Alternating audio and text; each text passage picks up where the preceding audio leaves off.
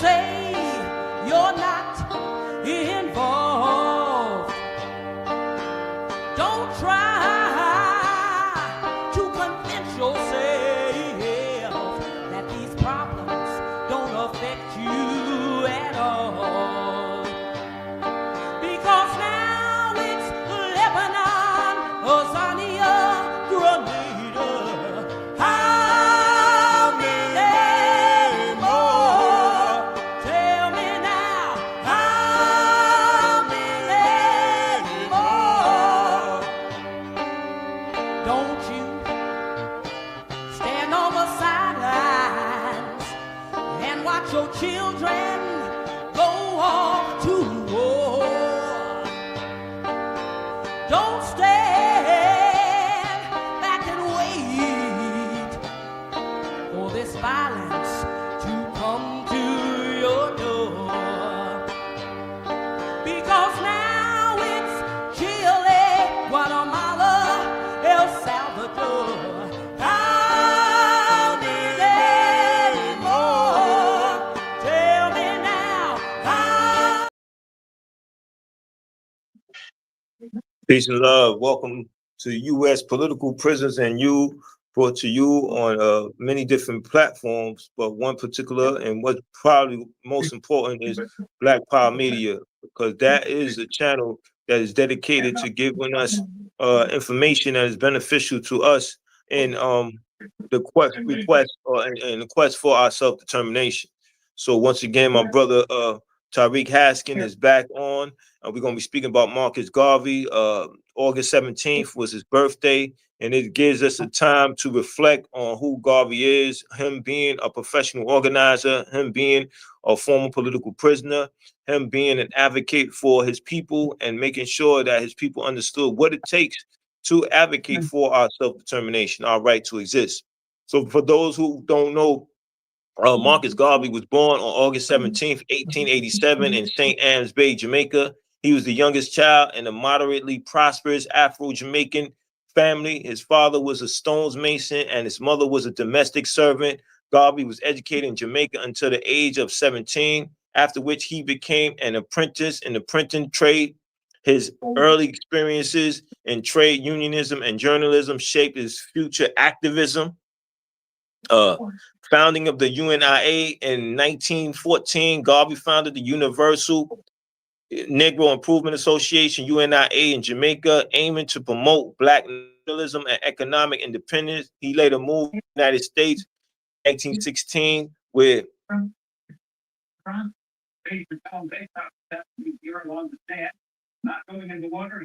Sorry, I got stuck for a little bit. In 1916, where he established a UNIA branch in Harlem, New York City. Garvey's vision included the establishment of a Black governed nation in Africa and the promotion of a Back to Africa movement, encouraging people of African descent to return to their ancestral homeland. So that's just to give us a layout of Marcus Garvey for those who are not aware of his extraordinary body of work. Garvey also had a newspaper. He did a number of things for his people. He didn't wait for others to step up and do the work. He decided that he was going to do it himself. He organized people around him. He raised their consciousness. He gave them opportunity to invest in the Black Star Line. Another thing about Garvey was inspired by Booker T. Washington. And I think that that's very important, because you start to understand that somebody understands that they have to connect with somebody who's been doing the work and get whatever they can from them and just advance in their thinking and decide what level of contribution they're going to make to our people. So, Brother Tariq, there are a number of questions that I had to ask you. So the first one I wanted to start off as we engage in this important conversation is, how should our people view Marcus Garvey in 2025? Okay. First, let me just say that I am Tariq. I am a Black Panther. I am a former member of the Black Liberation Army. I spent 17 years in various American death camp prisons as a prisoner of war. So I also want to say I love you because you are intelligent, and you being intelligent is why you are viewing this program. Also, I want to say I love you because you are courageous you are viewing this program in spite of knowing that our enemies are very upset with all of us for viewing this program and learning what we must know in order to survive this oppressive society. Now, Mr. Garvey, I regard Mr. Garvey as the principal savior of the race. And I regard him as a savior of the race. And I think in 2025, still, Mr. Garvey should be regarded as the savior of the race. Mr. Garvey came into the life of Black people at a time when white supremacists were especially trying to keep Black people down. And Mr. Garvey told the race, and it is irrelevant today what he said. He said, "Up, you mighty race, you can accomplish what you will." And Mr. Garvey also said that we have to free our mind. He said that we have to free our minds because he said, "Emancipate yourself from mental slavery. None but ourselves can free our minds." And that is what must be done. That is the first thing that must be done. That is the first thing that Mr. Garvey done to himself. He freed his mind, and then he studied our situation, and he was able to enter the fight to save the race. And so that is the path that we, all the people, must follow in 2025. We must study what has happened in the life of Black people, and we must study to transform ourselves back into being African people. And once we have done that, and then we can involve ourselves in the struggle as Mr. Garvey has done. So I think in 2025, Mr. Garvey, like in 1914, 1916, Mr. Garvey should be regarded as the savior of the race. Absolutely. Garvey did the work. He put himself on the front line, and it was met with persecution from the state. And I think that, you know, when you deal with persecution from the state, you're going to deal with either being a martyr or a political prisoner. So one of the things that's not often talked about enough, and I think that that needs to be talked about more often, is Garvey being a political prisoner, because we start to understand that when our freedom fighters fight for our self-determination, our right to control our own destiny, you know, the state is going to respond. And that was the situation with Marcus Garvey. So why do you think it's important that people recognize Marcus Garvey as a political prisoner or a former political prisoner? Well, Mr. Garvey, what he was trying to do, first of all, the first step, we always have to be mindful. The first step is Mr. Garvey retrained himself. He made himself from being a Negro back into being an African person. And this is what our political prisoners have done. And our political prisoners work to improve our neighborhood, our areas where we live at. And this is what Mr. Garvey has done. Mr. Garvey was behind the creation of the Universal Negro Improvement Association. He was behind the creation of the Negro World newspaper. He was behind the creation of the Negroes Factories Corporation, and Mr. Garvey was behind the creation of the Black Star Line. And this is what revolutionaries have done. Revolutionaries have created the Black Panther Party. They created the Black Panther newspaper, and they worked to create accumulating our money so that we could build factories and things of that nature there. And then the enemy attacked us, and that's what happened with Mr. Garvey. Mr. Garvey was the first person to involve himself in creating a Black newspaper to help liberate us, and the state saw this as a threat to undoing the slave mentality of Black people, and the authorities want Black people to be fed a select diet of information, and we got to keep that in mind. One of the offenses, the great offenses of a revolutionary, is that we feed people information other than the information that the authorities want people to know. The authorities feed the people a select diet of information, And Mr. Garvey was feeding people information that was helpful to them, that was outside of the realm of what the oppressors wanted Black people to know. And that is why he was in prison. And that is why Mr. Garvey should be regarded as the first political prisoner, you know, the first and one of the most important political prisoners.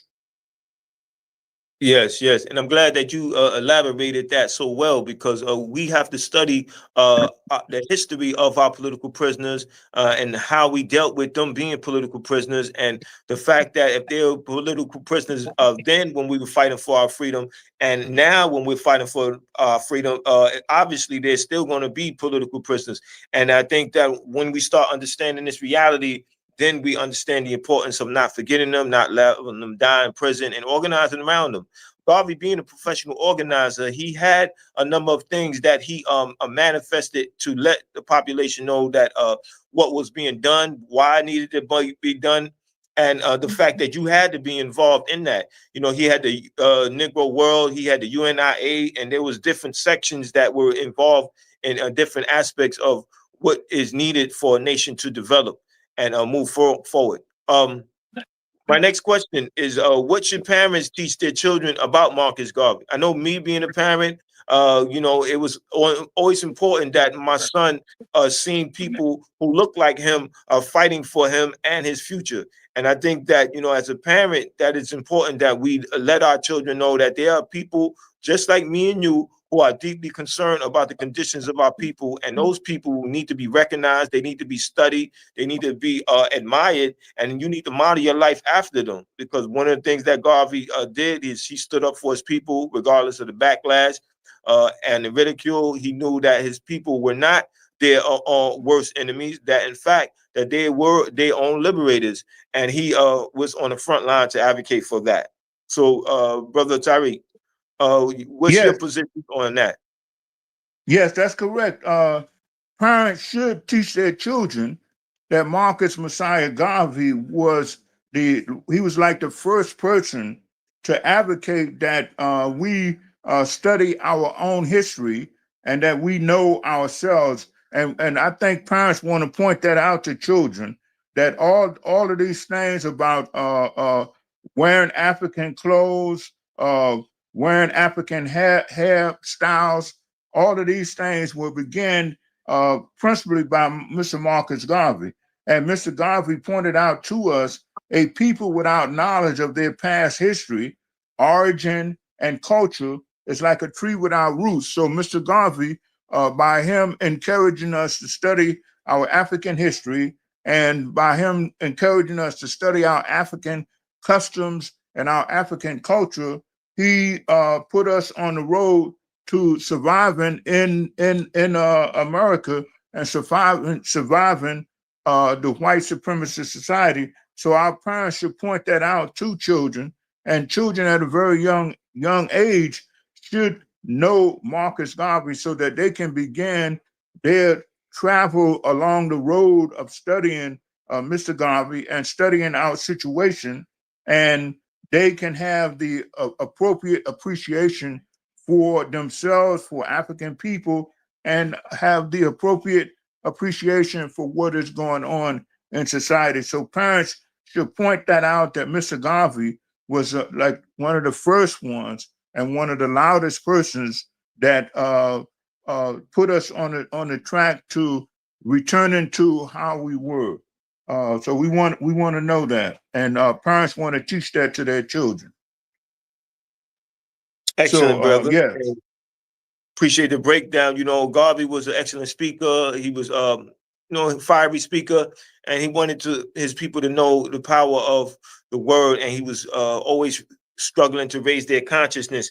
And that being said, he had a number of quotes that I want to go through, and I want you to elaborate on the importance and the power of these quotes in 2025. So it says, "The ends you serve that are selfish will take you no further than yourself, but the ends you serve that are for all in common will take you into eternity."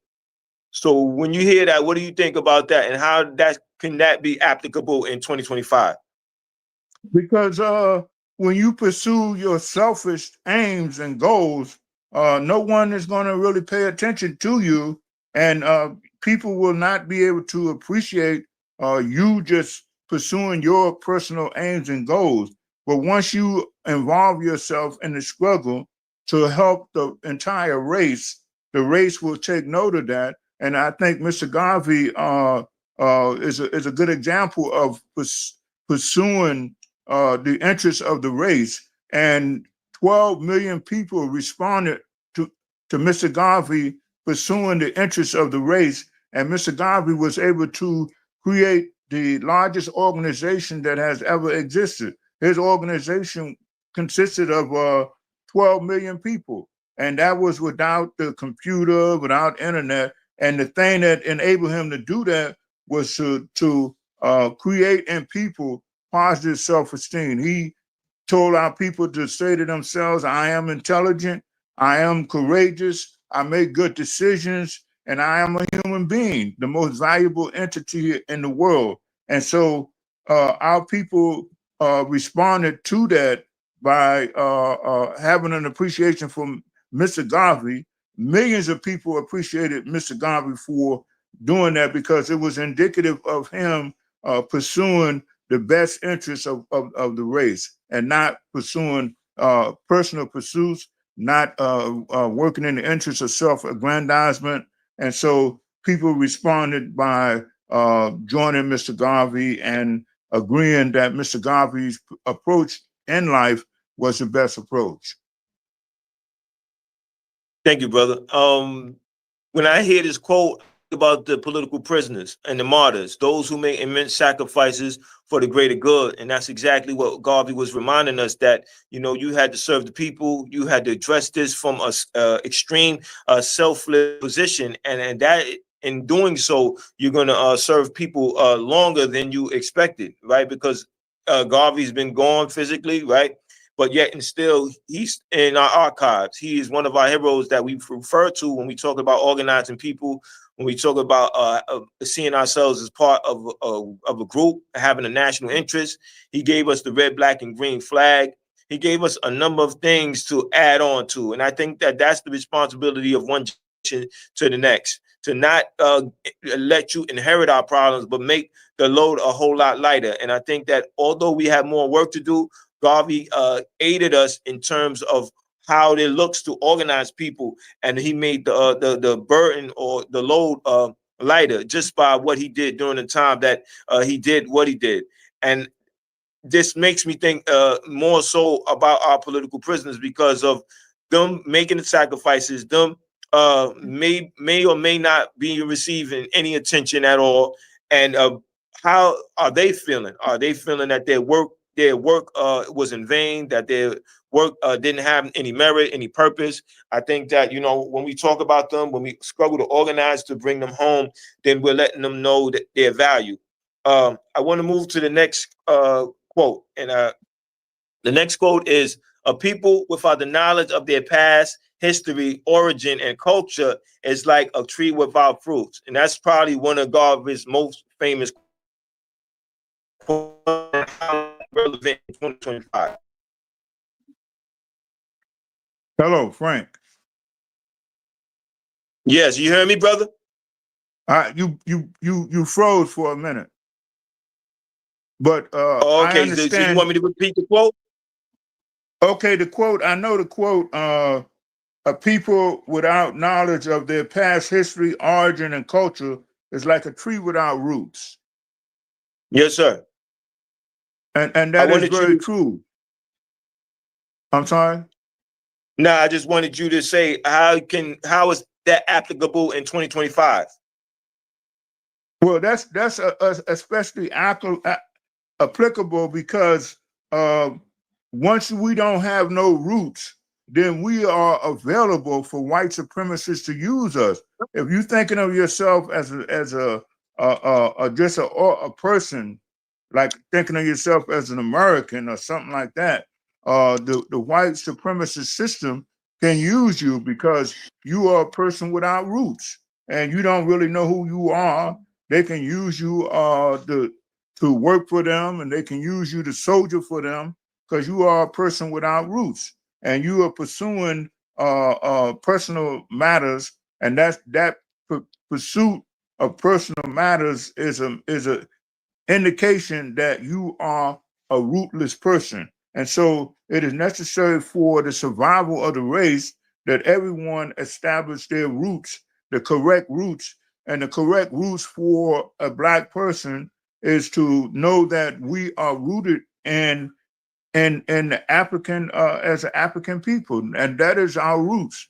So we want to know that, and know that that is the way for the race to survive, is to know that our roots, our origin is African origin, and our culture is an African culture, and that will enable us to be rooted, and we can live and live in this white supremacist world. So the roots of the origin, as Mr. Garvey said, is a very important quote that we should know that quote. You know, in our freedom to be self-determined and our freedom for our liberation, you know, we go back into our history, at the Nat Turners, we look at the Denmark Vessies, we look at the Sojourner Truths, the Harriet Tubmans, and so forth and so on, until we get to Marcus Garvey. And, you know, we think about our current political prisoners and how they sacrifice so much. And when we look at the political prisoner in the historical content, when then we understand the need to support them, the need to write to them, the need to join defense committees to bring them home, the need to not forget who they are and why they done what they done. I think it's very important, because that allows us to be inspired, to us to have a moral obligation to bringing them home, to be fueled by honor, right? It's honor that we uphold when we talk about freedom fighters, when we talk about political prisoners, captured freedoms. It's very important that we hold that deep to us, because that's going to determine the quality of people we are and are becoming, and want to pass on to another generation. Garvey said, "Up, up, you mighty people, you can accomplish what you will." I think that gives us fuel and energy when we're feeling down, when we feel like we don't have much more to give, and we feel discouraged, right? Maybe because results that we want to see are not happening at the time that we want to see them happen. But that quote, "Up, up, mighty people, you can accomplish what you will," that inspires me, and I know it inspires others when you hear that, because it teaches you the importance and the power of endurance. So I'll start my comment first, then I'll let you go. In 2025, I think that with all the distractions, all the attacks on people of African descent and other people, working class people, when you're dealing with ICE, when you're dealing with the uncertainty of this current president administration, you don't know what to expect each and every day. But yet, Garvey's quote, "Up, up, you mighty people, accomplish what you will," it lets you know that you have to keep going. You have to keep fighting. You have to just be determined to persevere through it all. So, my brother, you know, what comes to mind, and Yes. how is this applicable in 2025? That quote, "Up, up, you mighty Well, people, you can yes, accomplish what you will." up, you mighty race is applicable today, and it's especially applicable. And that's why we tell our people to say to themselves, I make good decisions, and I am an intelligent person, I am a courageous person, and these things will give you the strength. You will build up your own inner self and build up your own inner psychological house.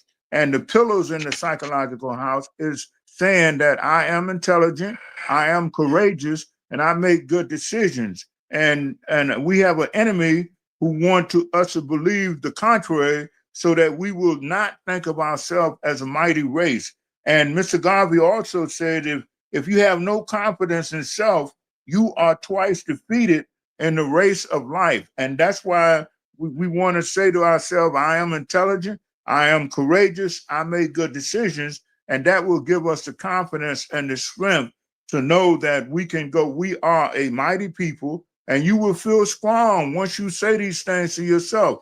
I am intelligent, I make good decisions, because the enemy want to teach us that everything that we do is wrong, and we will not have any confidence, and we will not feel ourselves to be a mighty race. And we have to know that. And the enemy, I tell you, one of the things the enemy is keeping from us knowing is that we are a significant number of persons in 26 major cities. And that's what Trump and them be talking about when they say take back America, because we got them.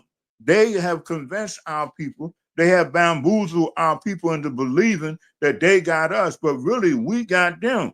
We are a significant number of persons in 26 major cities. And that's why Mr. Garvey encouraged us to read about our African origin, study our culture, but studying is very important. Once we know that we are a significant number in 26 major cities, and once we know that should we take a day off, America will go into an economic recession.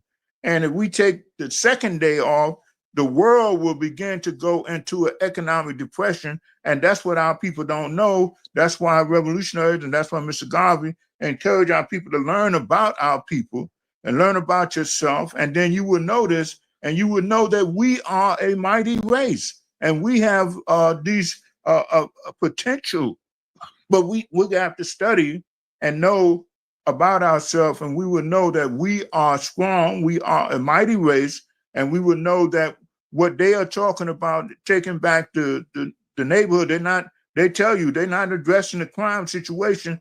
They want to make life unbearable for us in these 26 major cities so that we will pull out and they will be able to accomplish gentrification without firing a shot, just by making things uncomfortable for us. And so we want to know that we have to know that we are a mighty race, and we have to know that the reason why Black people don't know that because they have not studied our situation. They have not studied our origin, our present culture, our present situation. But once they study that, they will know that we are a mighty race, and we are a significant component of what goes on in this world. We have to know that. And that's what Mr. Garvey was trying to tell us, up you mighty race, and you need self-confidence, and the self-confidence will come from knowing that you are intelligent, you are courageous, and you make good decisions, and you got to know that you are a human being. That's why during the slavery time, they used to feed the slave babies along with the animals to convince them that they was animals and not people. And that's what Harriet Tubman was talking about. I would have freed more slaves had they known they were slaves. They was trained and raised up to think of themselves as animals. And so when she went in to talk about freedom, the slaves told me, what freedom for what? I'm an animal. I belong to the slave master. What are you talking about? And that's the mentality that's holding us back today. And that's why Mr. Garvey want to let us know, up you mighty race. You can accomplish what you will. You just got to study our situation. Absolutely. We got about one more minute, and I just wanted to break down, or I just wanted to speak very briefly about the three different aspects about Garvey and how that can be utilized for any person who taking up the cause to make some serious change. Garvey was a professional organizer. He was a propagandist, and he also understood the importance of the written word. And I think that, as organizers, we have to study Garvey. We have to learn from his mistakes. We have to learn from what he did correctly. And we have to emulate that in 2025. Because, if you're serious about change, you got to be serious about organizing. What are your thoughts on those different aspects on Garvey and how they can be applied to somebody who's seriously organizing for real change? That's very true, Frank. And also, I think we would be one up if people read his book, The Philosophy and Opinions of Marcus Garvey. But we want to know that the most potent weapon of the enemy is the mind of the oppressed. And we want to take that weapon away from him. And to take that weapon away from the oppressor, we have to begin to tell ourselves, as I said, I'm an intelligent person, I'm a courageous person, and I make good decisions. I'm a human being, the most valuable entity in this world. And we will have power to the people, because that mindset will enable us to accomplish all these other things that different people come up with. We have revolutionaries who come up with very good ideas, but the break on accomplishing these things is mindset. And Mr. Absolutely. Garvey was addressing that. Absolutely. So, brother, I appreciate your time. I appreciate your sacrifice, and I appreciate your commitment to this work. You know, you are a former political prisoner. You know what it is to sacrifice, and you know, in an effort to show you that we have not forgot your sacrifices. This is why we're committed to this podcast, this platform. You know, you as political prisoners and you. So, brother, you know the call. What's the call? Free them all. Free all political prisoners. Free all Don't let prisoners political of prisoners. war. Absolutely. Don't let political prisoners die in prison. Peace and love, y'all.